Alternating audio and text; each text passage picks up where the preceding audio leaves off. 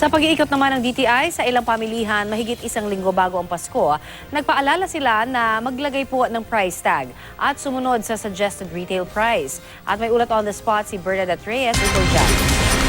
Bernadette? Connie, 9 na araw bago magpasko ay nag-ikot ang DTI sa mga pamilihan.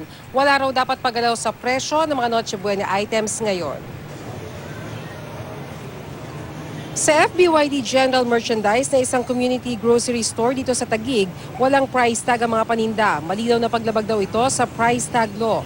Ang ilan din sa kanilang mga produkto lagpas sa tinakdang presyo ng mga manufacturer at DTI o yung tinatawag na suggested retail price. Minigenda ang may-ari ng tindahan ng show cause order para magpaliwanag kung bakit hindi sila dapat kasuhan sa kabila ng nakitang paglabag. Wala naman nakitang violation sa isang malaking supermarket dito sa Taguig. Bukod sa may price tag ang mga paninda, pasok sa itinakdang suggested retail price ang mga Noche Buena items. May ibang paninda pa ngang mababa ang presyo kaysa sa SRP. Ang mga hamon halimbawa na dapat na may timbang na 1 kilo, dapat nagalaro sa 238 hanggang 787 pesos ang presyo.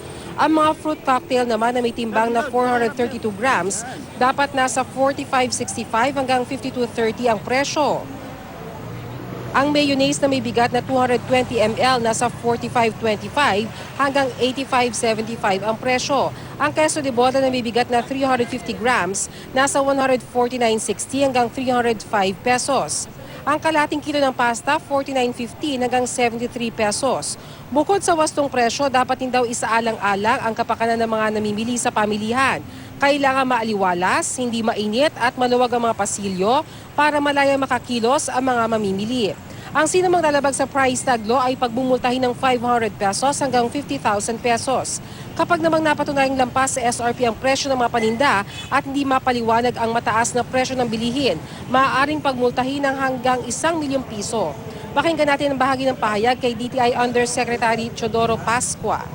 Price tag natin ay mahalaga dahil hindi dapat, ang isang karapatan ng isang mamimili ay right to information. Para alam niya kung, kunyari, bibili ako ng gatas, bibili ako ng fruit cocktail, ang pera ko lang ay so much. So I will know kung anong brand ang pwede kong bilhin. Connie, patuloy daw itong isasagawang monitoring ng DTI sa iba't ibang pamilihan, hindi lang dito sa Metro Manila, kundi pati na rin sa mga probinsya. Connie? Maraming salamat, Bernadette Reyes.